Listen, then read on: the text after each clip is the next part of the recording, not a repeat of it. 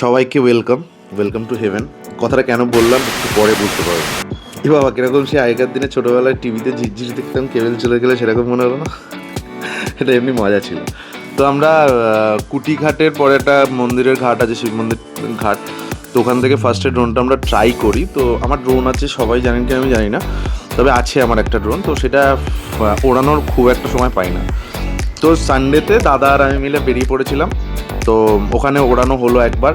ওখানে একটা দুটো ফুটেজ আমার ভাল লেগেছিলো। তো তারপরে আর একটা জায়গা নতুন ট্রাই করতে গিয়ে আমরা জেলেপাড়ার মাঠের যে মানে যেখান থেকে মাছ ধরবার নৌকোগুলো নামে সেখানে গেছিলাম। সেখানে চট করে ঢুকতে দেয় না কাউকে, মানে কেউ যায়ও না।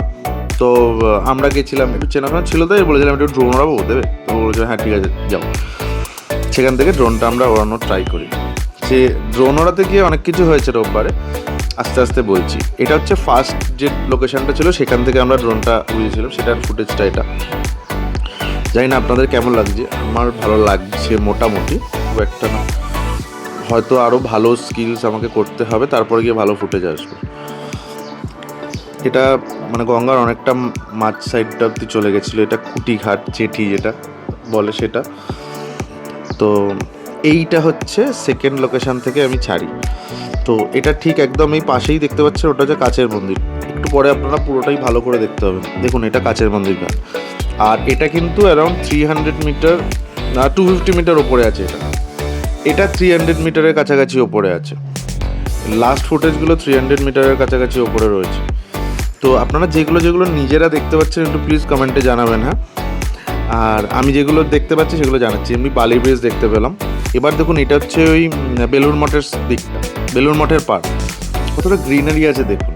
আপনি ডিফারেন্সটা চোখের সামনে দেখতে পাবেন যে মানে গঙ্গার ওপার আর এপারের মধ্যে ডিফারেন্সটা দেখুন। ওই কোণাতে দেখুন বেলুড় মঠ দেখা যাচ্ছে, তার পাশে একটা অ্যাপার্টমেন্ট আছে, হয়তো তার ভেতরে একটা ছোটো পুল মতন আছে মেবি, আমি গেস করছি। আর গঙ্গাটা তো খুব সুন্দর লাগে সব সময়। মাঝখানে ট্রলারগুলো রয়েছে, ওপারে জেটি এপারে জেটি। এইবার লক্ষ্য করুন আমাদের দিকটাতে কি অবস্থা।